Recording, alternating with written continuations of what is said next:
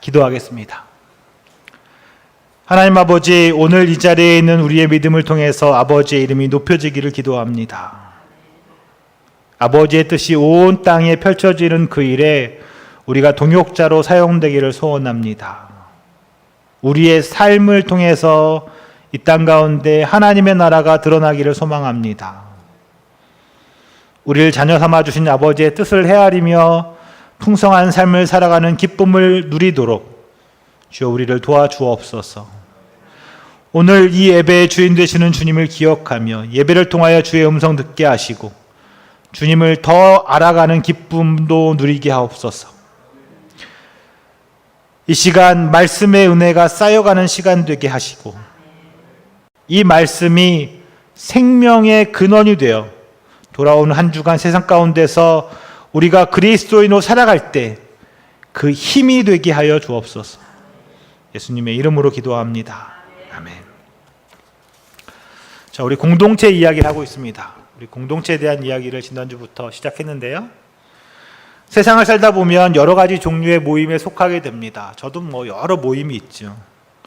또 정기적으로 또는 비정기적으로 모임에 참석을 하게 됩니다. 그런 모임들도 일종의 공동체라고 할 수 있겠죠. 가족 공동체도 있겠고요. 또 우리 교회 공동체도 있겠고요. 또 내가 속한 여러 가지 모임들을 공동체라고 이야기할 수도 있을 겁니다. 제가 속해 있는 여러 모임 중에서 가장 애착이 가는 모임 중에 하나는 고등학교 친구들 모임입니다. 예전에 말씀드린 적이 있었는데 제가 설교 때 말씀드렸죠. 그 모임에 같이 참석하던 친구 중에 하나가 먼저 세상을 떠서 남아있는 친구들끼리의 마음이 더욱 애틋해진 그런 모임입니다. 모임 이름이 있어요. 1579라고요. 1579. 1학년 5반 친구들. 고등학교 1학년 5반 친구들이라는 모임이 있죠. 1학년 5반 때 만났던 친구들입니다. 한 30년 넘었죠. 지난 6월 달에도 모임이 있어서 친구들과 만남을 가졌습니다. 그런데 그 모임에 만날 때마다 친구들이 늘상 저한테는 이렇게 물어보죠. 요즘 어떠냐? 또 교회는 부흥하고 있냐? 부흥이란 말은 잘 모르면 사람 많이 늘었니? 이렇게 물어보죠. 성도들 늘었냐? 이렇게 물어봅니다.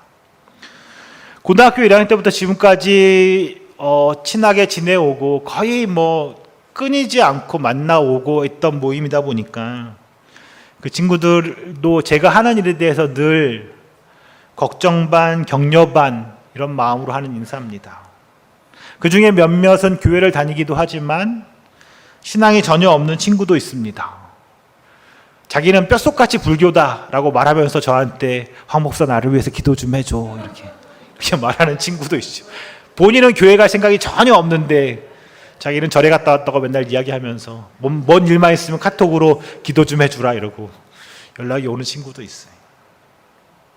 너무 좋은 친구들인데 어쩌면 이들에게 신앙을 갖게 하는 것, 전도하는 게 제게 주어진 사명이라는 생각도 합니다. 제가 목사라서일까 세상 얘기도 많이 할 것 같은데 사실 만나면 의외로 교회 얘기를 많이 하게 됩니다. 교회와 믿음에 관한 것이지요. 또 교회에 대해서 긍정적이고 부정적인 것들을 이야기하게 됩니다. 이런저런 이야기했죠. 교회는 왜 그래? 부터 시작해서 또 교회는 이런 것도 좋은 것 같아 이런 얘기도 하게 되는 거죠. 꽤 오랜 시간 그런 이야기를 하다가 제가 이야기를 하면 자꾸 설교가 되잖아요. 주로 듣게 되는데 들으려고 애를 쓰는데 마지막에 이제 덕담처럼 하는 말은 야 그래도 교회를 크게 성장시켜야 되지 않겠냐 이런 거죠. 사람이 많이 죄송해요. 지네들은 오지도 않으면서 맨날 교회만 키워라 이런 이야기를 하죠. 가만 생각해 보면 마치 사업하는 친구에게 너 사업 잘해서 성공해라 이렇게 말하는 거랑 비슷한 것 같습니다. 제 친구 중에 사업하는 애들도 몇 명 있거든요. 그 고등학교 모임 중에서 사업하는 친구도 있는데 사업 잘 되기를 바란다라고 저한테도 얘기하는 것 같죠. 교회 사업 잘 되라 이렇게 말하는 것 같아요. 절대로 나쁜 마음이 있어서 한 말은 아니지만 그 친구들이 이야기하는 거 제가 들을 때마다 늘 고민하게 됩니다. 교회를 크게 만드는 거, 우리가 하는 말로 교회 부흥이라는 거에 대해서 생각하게 되는 거죠. 오늘은 우리 시온교회 창립 22주년 되는 날입니다. 22년 전에 이곳에서 교회가 시작되었었지요. 그간 있었던 시온교회의 수많은 역사는 저보다는 이 자리에 있는 분들이 더 잘 아실 겁니다. 아까 우리 시작할 때 백혜수 전사님이 말씀하셨지만 22년 전에 뭐 특별히 정하지 않았는데 찬양 인도하다가 22년째 찬양을 인도하고 계신 우리 전사님 너무 큰 은혜이지요. 22년 전에 그냥 친구 따라 강남 왔다가 그죠? 그런가요? 엄마 따라 교회 왔다가 아직도 교회를 나오고 있는 사람들도 있지요. 뭐 좋은 것 같아요. 22년 전에. 그동안 많은 사람들이 새로 교회에 나오기도 했고 또 교회를 떠나기도 했습니다.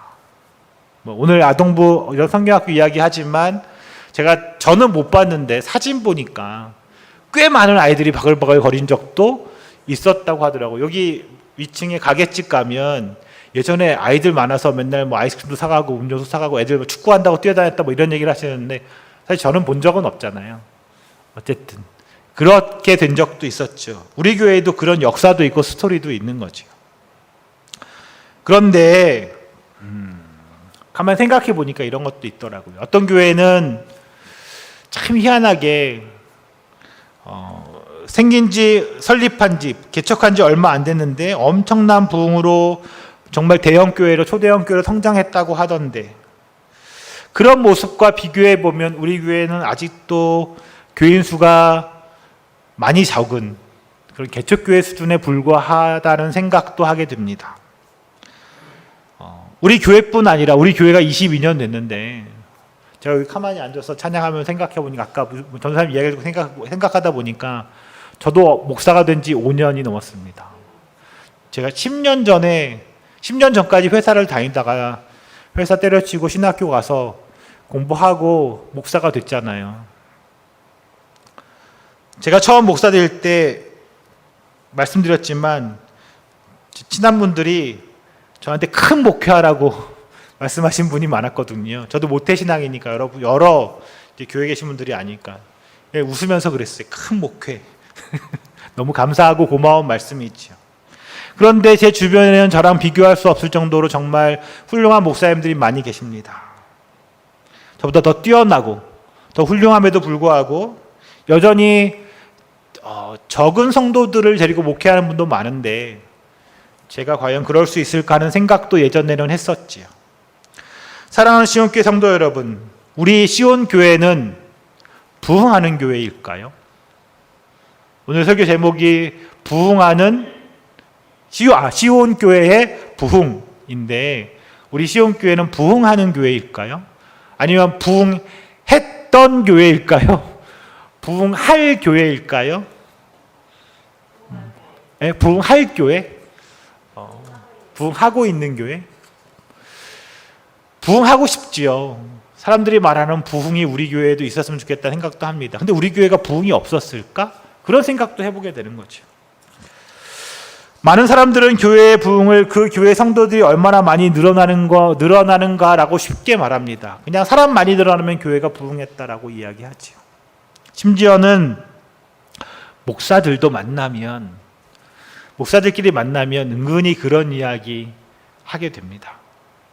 말은 안 하지만 이렇게 비슷하게 섞어서 대형교회 목사님 뭐 이렇게 얘기하기도 하고 성도 좀 많으면 뭐 작은 교회는 뭐 없어 이런 이야기를 하기도 하지요. 사람들은 늘 주일에 몇 명 모이는가에 관심이 있고 심지어는 몇 명 모였는가를 주보에 내기도 합니다. 또 교회 예산이 얼마 되는지, 헌금이 얼마나 들어오는지, 예배당의 크기는 얼마나 큰지, 얼마나 멋있고 의미 있는 사역을 하고 있는지에 관심을 갖습니다. 저도 예전에 일산에 있는 베들교회 그런 곳에 다녔는데 일산에서 제일 큰 교회거든요. 그 제일 큰 교회를 간다는 게 내가 큰 것 같다는 생각도 하게 되는 거죠. 딱 들어가면 엘리베이터가 쫙 화려한 그런 교회. 하지만 어떤 이들은 이런 모습이 매우 세상적이고 세속적이라고 말하면서 좀 더 성경적인 이유, 그래서 예배를 부흥하는 교회의 중요한 요소라고 말하는 사람들도 있습니다. 예배 드릴 때 그 예배 열기가 얼마나 뜨거운지, 우리가 성령 충만함에 예배를 드린다고 말하는데 예배가 얼마나 뜨겁게 드릴 수 있는지, 그리고 그 예배에서 얼마나 많은 사람들이 감동을 받고 감격하는지, 그것이 부흥하는 교회의 특징으로 생각합니다. 일면 생각해 보면 맞는 것 같기도 하지요. 그냥 우리가 흔히 말해서 교회 크기가 얼마나 중요해, 교회 안에 사람들이 어떤가가 중요하지, 이렇게 말할 때 그런 이유를 들기도 하지요. 예배가 중요하니까요. 하지만 이런 모습도 생각해 보면 사람들이 부흥이라는 것을 매우 감정적인 것처럼 생각한다는 것도 느껴집니다. 어떤 사람들은, 그런 사람들은 예배를 통해서 무엇을 느꼈는가, 얼마나 내가 위로받았는가, 얼마나 내가 새로운 힘을 얻었는가를 중요하게 생각합니다. 예배 끝나고 이런 은혜 받으셨어요? 내가 오늘 예배 가운데 진한 뭔가 번쩍 눈이 떠지는 그런 감격의 이야기가 있었어야 된다라고 생각하는 거지요.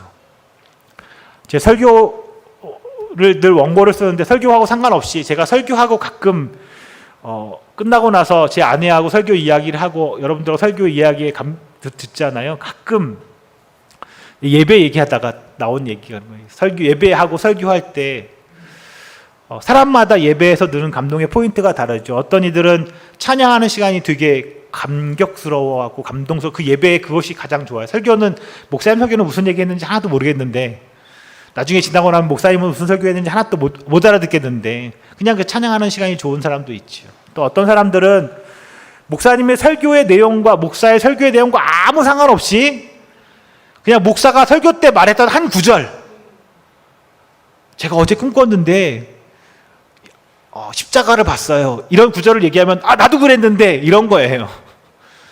그런 거에 은혜가 돼가지고 구하기도 하죠. 어쨌든 그런 모든 게 맞는 말이기도 합니다. 틀렸다고 말씀드리는 건 아니에요. 우리는 세상에서 받은 상처로 인해서 교회에서 위로받기 원합니다.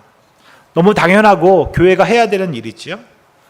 그리고 이렇게 사람들에게 위로를 주고 평안함을 주는 교회라면 당연히 사람들이 많이 모이겠지요. 오늘 우리도 예배를 시작하면서 찬양을 했습니다. 찬양이 중요하니까요. 많은 사람들이 모여 찬양을 하면 더 좋겠지요. 적은 사람보다 많은 숫자가 모여 찬양하면 더 힘이 있습니다. 10명, 아니 100명, 1000명, 10,000명이 하면 더 큰 힘이 있겠지요. 그리고 그 큰 사람들이 모인 그 속에 들어가서 나도 찬양을 하다 보면 나도 뭔가 이 가슴에 막 뜨거워지는 것들을 느끼게 됩니다. 이렇게 많은 사람들이 모여서 예배드리고 찬양을 하면 그것만으로도 감동이 되고 위로와 힘을 얻게 됩니다. 또 그럴 수 있는, 그렇게 하는 교회는 부흥하는 교회라고 생각도 하게 되지요. 그런데 호세아 말씀에 보면, 호세아 6장 6절 여기 한번 보여주실래요? 호세아 6장 6절에 보면 우리가 잘 아는 말씀이지만 이런 말씀이 있습니다. 우리 한번 읽어볼까요? 내가 시작.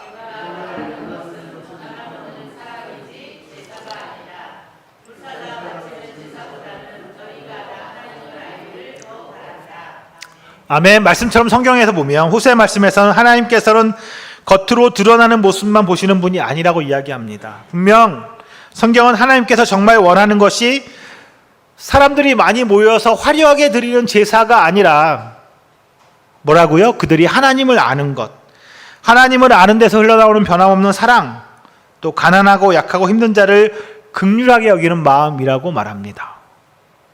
그러니까 하나님이 원하시는 건 하나님 앞에서 뭔가 막 이렇게 하는 게 아니라 그러니까 하나님이 바라보는 그곳에 우리도 눈길을 두고 있는 삶을 살아가기를 원한다고 할 수 있겠죠. 화려하고 멋지게 예배를 드리는 것이 나쁘다는 말이 아닙니다. 우리가 그럴 수 있으면 얼마나 좋겠어요. 화려하고 멋지게 우리의 모든 것으로 주님을 향해서 멋지게 예배를 드릴 수 있는 것 좋은 일입니다. 그리고 저 역시 우리 교회도 좀 더 그렇게 감동적이고 정말 멋지게 예배 드릴 수 있는 방법을 늘 생각하고 고민하게 됩니다. 그러나 우리가 어떤 상황 가운데서라도 예배를 드리고 그 예배를 통해서 하나님을 알고 감격하게 되었다면 그 예배를 드리고 난 다음에 돌아간 그 일상의 삶 가운데서 그 예배를 통해서 우리가 경험했던 그 하나님의 사랑을 세상 가운데로 흘러가게 해야 한다고 말하는 것이죠.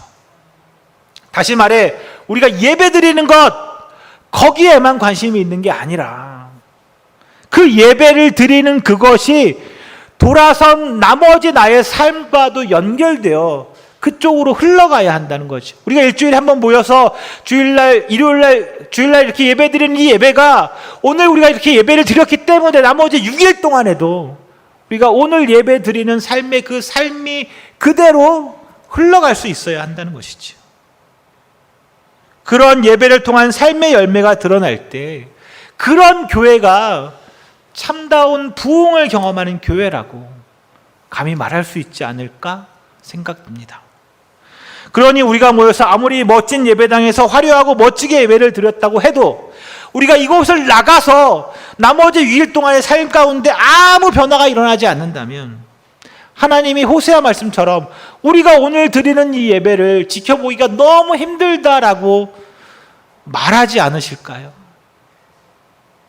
그런 이야기는 이사야서에서도 찾아볼 수 있습니다. 이사야 1장 11절부터 13절 말씀인데요. 우리 같이 한번 읽어볼까요? 11절, 12절, 13절. 11절 제가 읽고요. 11절 여러분이 읽고 13절 같이 보겠습니다. 11절 주님께서 말씀하신다. 무엇하러 나에게 이 많은 재물을 바치느냐? 나는 이제 수량의 번제물과 살찐 짐승의 기름기가 지겹고 나는 이제 숫송아지와 어린 양의 수점소의 피도 싫다.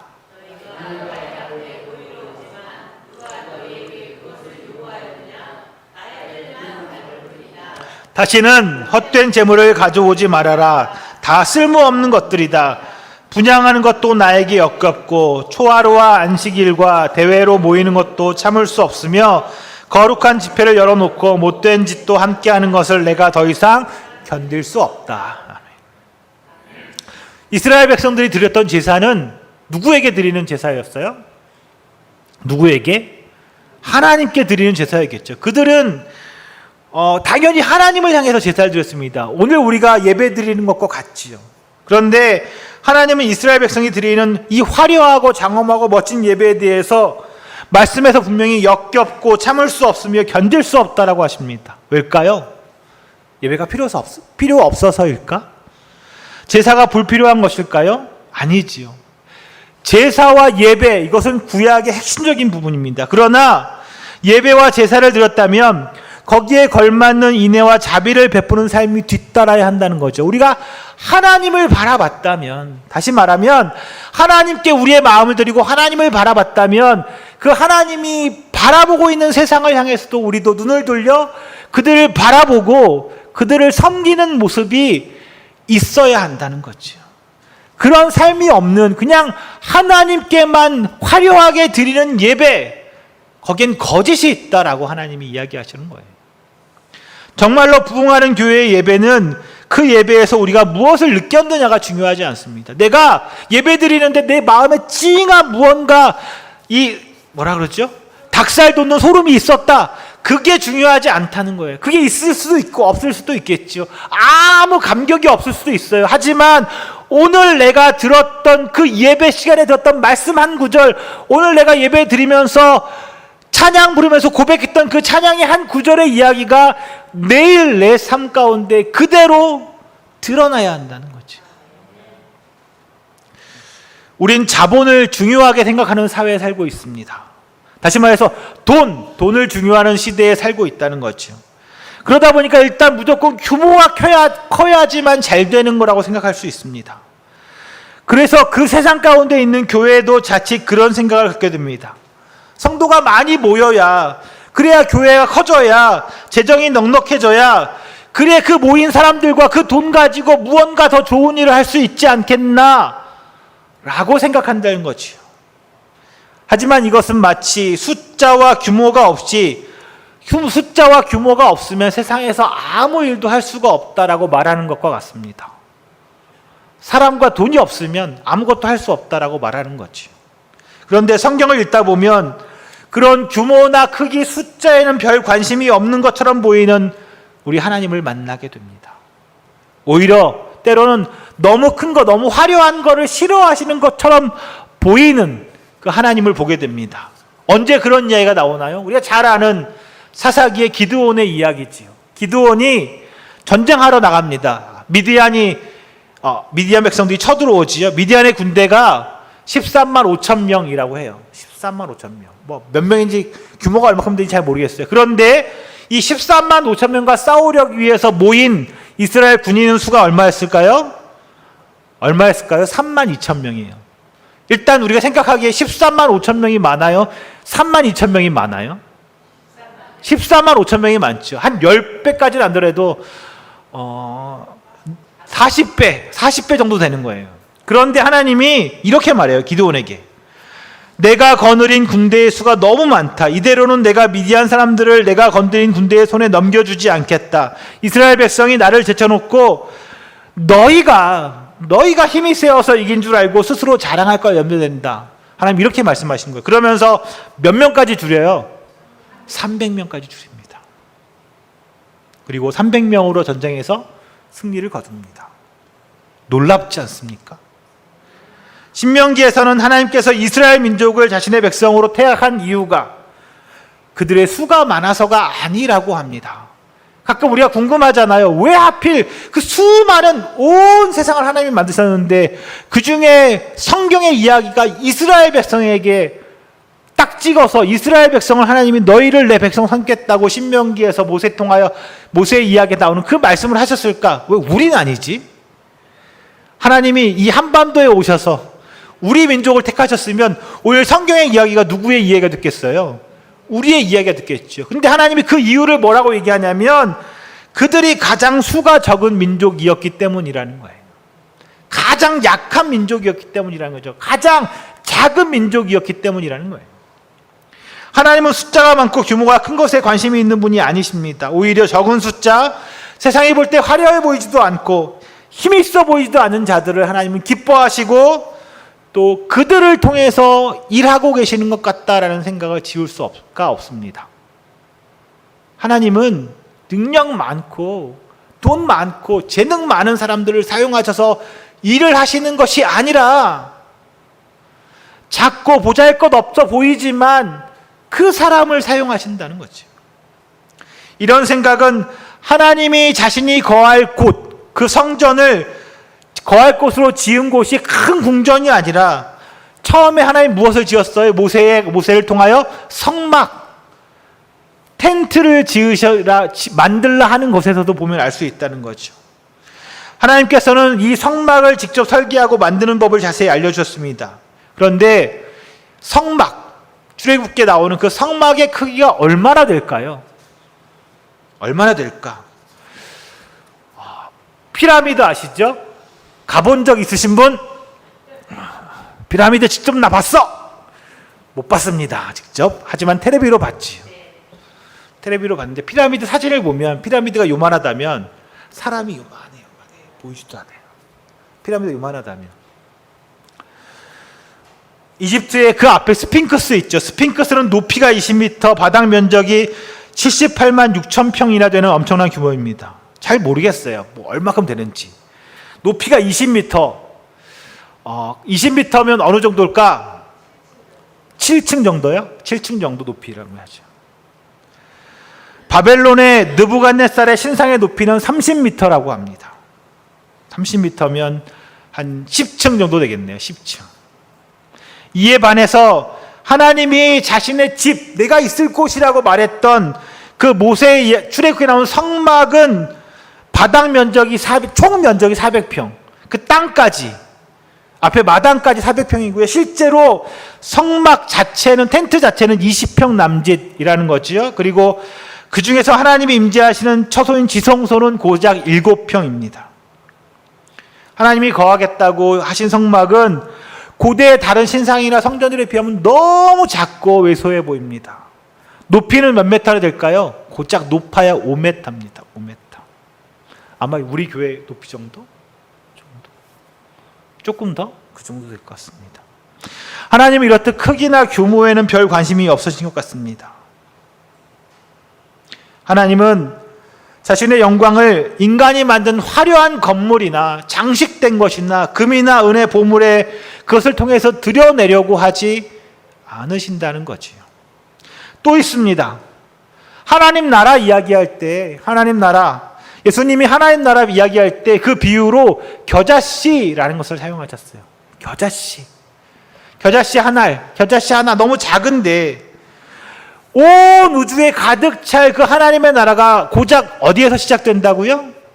어디에서? 겨자씨 하나에서 시작이 된다고 말하는 거죠. 그래서 우리는 하나님이 규모나 크기가 아니라 그 가운데 담겨있는 생명력을 더 중요하게 생각하는 분이라는 사실을 알아야 합니다. 그래서 크기나 규모를 가지고 부흥을 이야기한다면 하나님에 대한 오해에서 나온 게 틀림없습니다. 하지만 그렇다면 부흥이 뭘까요? 부흥. 그럼 부흥은 뭘까? 우리가 아는 부흥은 교회가 커지는 거, 성도가 늘어나는 거, 사람이 많아지는 거, 재정도 풍부해지는 거, 뭔가 좀 풍선에 바람을 부어서 작은 풍선이 커져가는 것, 이게 부흥이라고 생각했는데 부흥의 의미는 먼저 이렇게 생각해 볼 수 있겠죠. 부흥이란 하나님이 개입하셔서 하나님의 방식으로 하나님 자신을 드러내는 것이라는 거죠. 다시 말해 부흥은 하나님께서 인간의 역사 가운데 개입하셔서 인간의 힘이나 규모가 아니라 하나님의 방식으로, 세상의 방식이 아니라 하나님의 방식으로 하나님 자신을 드러내는 것, 그것이 부흥이라는 거죠. 하나님 자신을 드러내는 것. 우리 교회에 하나님이 드러나고 있다면 우리 교회가 뭐 하는 교회예요? 부흥하는 교회예요.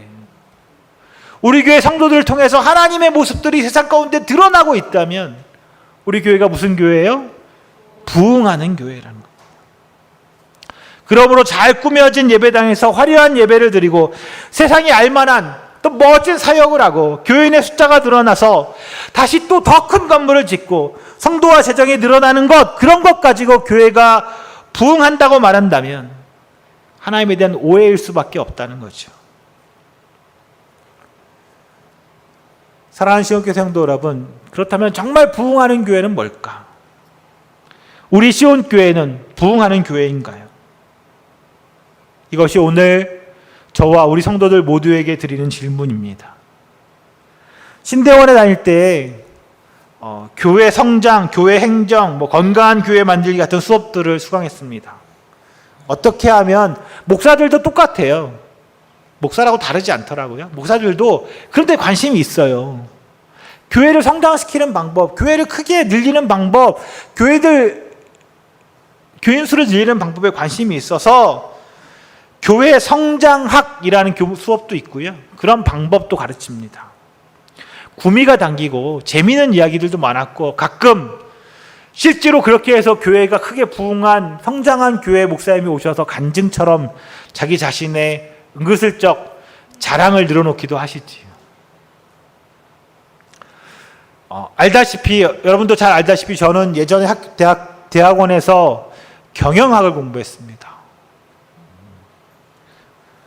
마케팅을 공부하고 그것을 접목해서 회사가 성장하고 발전하도록 전략 제시하고 수행하는 컨설팅이라는 게 직업이었죠. 어떻게 하면 지금보다 더 낫게 만들까를 이야기해 주는 게 컨설팅이었죠. 근데 그때 수업 들을 때, 신대원에서 수업 들으면서 교회 성장을 이야기하는 게 마치 세상에서 마케팅을 이야기하는 것과 똑같다는 생각이 들었습니다. 마케팅이란 사람의 마음을 움직이는 기술입니다. 상품을 포장하고 광고하고 사람들의 마음의 감성을 자극해서 사람들이 내가 팔려는 이 상품, 자 여러분, 이 마스크가 똑같이 보이지만 똑같지가 않습니다. 어떻게든 이 물건을 팔려는 그 기술을 가르치는 것이죠. 마찬가지로 그런 기술로 교회를 잘 포장하고 광고해서 성도들의 마음을 자극하고 사람들이 교회로 끌어오도록 그렇게 하면 조금 돈 좀 빌려다가 인테리어 좀 다시 하고 간판 멋지게 달고 동영상 쫙쫙쫙 하고 이렇게 해서 하면 사람들이 오겠지요. 예전에 시간이 많이 가고 있지만 예전에 제가 프랜차이즈 음식점 하는 회사에서도 일한 적이 있었거든요. 이 일 저 일 참 많이 해봤는데 프랜차이즈 식당 아시죠? 여러분 요즘 대부분 다 프랜차이즈니까 가맹점이라고 하잖아요. 식당을 하면 가맹점 본사에서 샘플 매장을 하나 열어요. 우선. 그러니까 예를 들면 뭐를 들까? 그래. 우리가 잘 아는 교촌치킨이란 치킨집을 내가 처음 사업을 시작한다고 하면 교촌치킨 간판을 건 매장 하나를 일단 내는 거죠. 이 매장이 장사가 잘 돼야 2호점, 3호점 가맹점을 얻을 거 아니에요. 그럼 어떻게 해요? 그 매장이 장사 잘 되는 것처럼 보여야 되잖아요. 그래서 사람들이 북적북적한 것처럼 보이다가 저기 안서정 원사님이 저도 이런 걸 하나 내달라고, 그러니까 광고를 막 신문에 하잖아요. 그럼 신문 광고 보고 사람들이 와서 저도 매장을 하나 내달라고 와요. 그러면 우리 샘플 매장을 한번 보시라고 데리고 가잖아요. 그때 사람들을 사요. 사람들이 일당을 주고 사요. 그래 그 매장에 꽉 앉혀놔요. 바글바글 막 주문 엄청나게 하는 것처럼. 장사 잘 된다. 하루에 매출이 막 수백만 원씩 한다. 막 이렇게 얘기하는 거죠. 교회는 그럴 수 없을까요? 교회는? 제가 생각해 보니까 교회도 충분히 가능이 있어요. 그럴 수 있어요. 그렇게 하려고 마음 먹는다면. 그런데 교회가 무엇인가를 공부하면 할수록 그렇게 해야 하나? 라는 걸 고민하게 됐습니다. 그게 필요할까? 건강한 교회, 아름다운 교회, 진짜 부흥하는 교회가 무엇일까를 고민하게 됩니다. 그리고 성경의 말씀을 다시 들여다보게 되는 거죠. 에베소서 4장 13절 오늘 본문의 말씀인데요. 우리 같이 한번 다시 읽어볼까요? 그리하여, 우리 읽어보겠습니다. 시작. 그리하여 우리 모두가 하나님의 아들을 믿는 일과 아는 일에 하나가 되고 온전한 사람이 되어서 그리스도의 충만하심의 경지에까지 다다르게 됩니다. 아멘. 이 구절에는 교회라는 말은 나오지 않지만 정말 아름다운 교회, 건강한 교회, 부흥하는 교회가 무엇인지를 잘 드러내는 구절이라고 생각합니다. 진정으로 부흥하는 교회는 나에 집중하는 것이 아닙니다. 나에만 집중하는 게, 내가 은혜 받고 내가 잘 되고 내가 뭔가 하는 거 거기에만 집중하는 게 아니라는 것이죠. 진정 부흥하는 교회는 하나님을 알아가는 일, 그리스도를 알고 믿는 일에 집중한다는 거죠. 무슨 차이인지 아시겠어요? 진짜 부흥하는 교회는 사람들이 내가 잘 되는 거에만 관심이 있는 게 아니라는 거예요. 어디에 관심이 있어요? 하나님을 내가 알아가는 것, 하나님이 원하는 삶을 살아가는 것, 거기에 관심이 있다는 거예요. 하나님을 알고 하나님을 믿는 일에 하나가 되고 온전한 사람이 되어서, 그래서 뭘 깨닫게 되냐면 나가 아니라 우리라는 걸 깨닫게 된다는 거지. 나 혼자가 아니라 우리가 함께 하는 것임을 깨닫게 된다는 겁니다. 그리고 그렇게 우리가 하나가 돼요. 그리스도의 충만함의 경지에까지 이르게 된다는 거죠. 나에서 시작하지만 나로부터 우리가 되고 다시 우리가 그리스도의 충만한 경지에까지, 나만이 아니라 오늘 이곳에 모인 우리 시온교회 성도들, 가족들 모두가 우리가 되어서 함께 어디까지? 하나님 그리스도의 충만함에 이르기까지 가게 되는 것, 그것이 부흥하는 교회라는 거죠. 사랑하는 시온교회 성도 여러분, 저는 우리 시온교회가 부흥하는 교회이고 앞으로 계속 부흥하는 교회가 되기를 소망합니다. 그 일을 놓고 매일 기도합니다. 하지만 정말 솔직하게 외형적으로 성장하기보다는 오히려 시간이 갈수록 조금씩 줄어드는 것 같아서 많이 안타깝습니다. 성도들도 늘고 또 아동부도 늘고 교회도 커지면 좋겠습니다. 정말 문만 열어놓으면 새롭게 예수를 믿겠다는 사람들이 물밀처럼 밀려와서 교회가 커졌으면 좋겠습니다. 하지만 그와 동시에 온 성도들이 그리스도의 충만함에 이르기까지, 우리가 예수 그리스도가 우리 안에 충만하게, 우리가 예수 그리스도를 닮아서 충만하게 살아가는 그 삶의 자리에 이르기까지 함께 걸어가는 교회, 함께 나아가는 교회, 그런 교회를 꿈꿉니다. 비록 숫자는 적더라도 예수 그리스도의 뜻을 따라 세상을 살아가는 사람들이 있는 교회를 꿈꿉니다.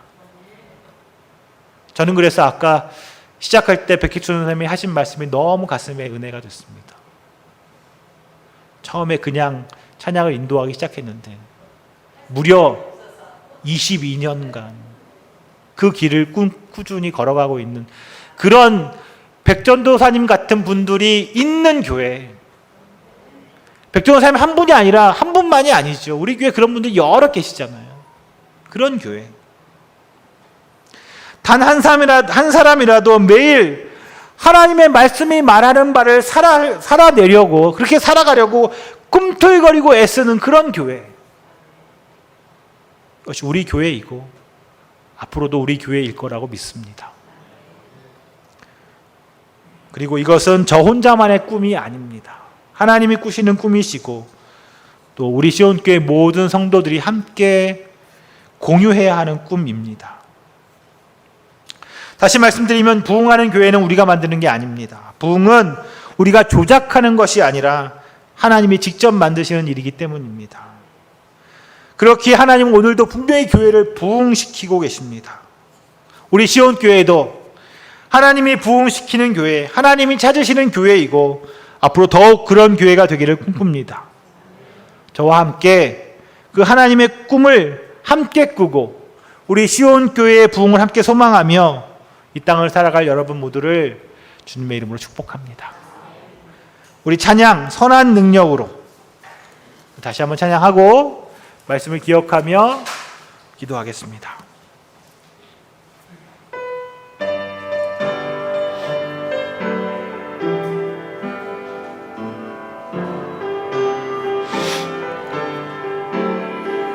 그 선하님의 고요히 감싸여 그 선하님의 고요히 감싸여 그 놀라운 평화를 누리며 나 그대들과 함께 걸어가네. 나 그대들과 한 해를 여네.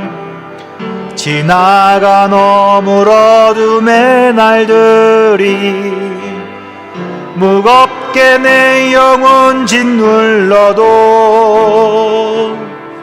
오 주여 우릴 외면치 마시고 약속의 구원을 이루소서. 아멘. 그 선한 힘이 우릴 감시니 믿음으로 일어나릴 기대하네. 주 언제나 우리와 함께 계셔. 하루 또 하루가 늘 새로 주께서 밝히신 작은 촛불이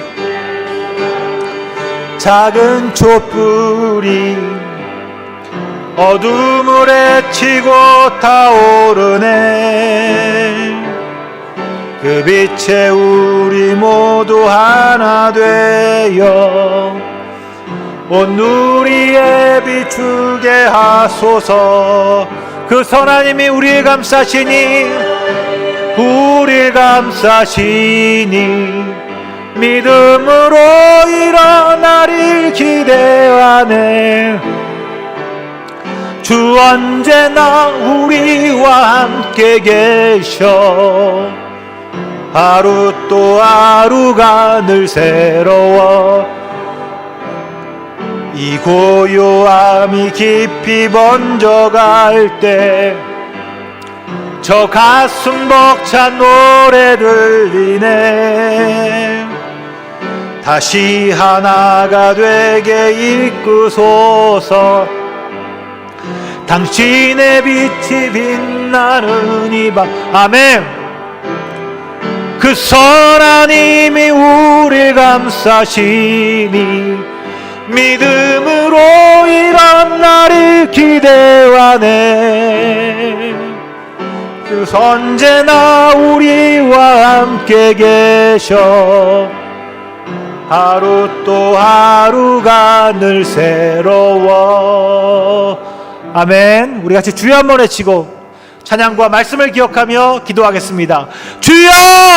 아버지 하나님 감사합니다. 하나님 아버지, 주여 아버지 하나님, 이 땅 가운데 하나님 시온교회를 22년 전에 세우셨고 오늘 이 땅까지, 오늘 이날까지 이곳에서 주님의 몸된 교회로 서 있게 하심에 감사합니다. 하나님, 우리 교회가 이날 이때까지 22년 동안 꾸준하게 부흥하는 교회였음을 고백합니다. 비록 외형적으로 크기는 성장하고 더 커지지는 못했다 하더라도 이 교회를 통하여 하나님의 말씀 가운데 순종하며 엎드리며 기도하며 그 말씀으로 살아내고 예수 그리스도의 충만함에 이르기까지 그것을 향하여 오늘도 한 걸음 걸어가는 사람들이 끊임없이 있을 수 있게 하셔서 감사합니다. 하나님, 기도하는 건 이 교회가 그런 일에 계속하여 사용되게 하여 주시고 이 교회를 통하여 하나님을 알아가고 하나님을 믿고 의지하며 인생이 바뀌고 삶이 바뀌고 정말 새로운 하나님 나라를 경험하는 사람들이 꾸준하게 일어나게 하여 주옵소서. 우리를 통하여 하나님이 드러나게 하시고 그 우리의 삶의 모습을 통하여 하나님 정말 우리도 그렇게 살아야겠다 고백하는 사람들이 나올 수 있는 그런 교회 되게 하여 주옵소서. 하나님, 우리 교회가 그렇게 부흥하는 교회 되기를 희망합니다. 우리 시온의 공동체가 그런 부흥을 경험하는 공동체이기를 기도합니다. 아버지, 도와주옵소서. 아버지, 우리를 붙들어 주옵소서. 하나님, 우리에게 은혜를 허락하여 주옵소서. 우리에게 굳센 믿음들을 주시고 하나님 칭찬하여 주옵소서. 지난 긴 22년의 시간 동안 이 자리를 지켜온 수많은 사람들을 하나님 수고했다 칭찬하여 주시고 그들을 복되게 하시고 그들의 삶을 은혜롭게 하여 주옵소서.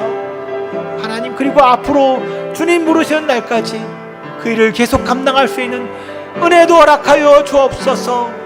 주여, 우리를 도와주옵소서. 감사합니다, 주님.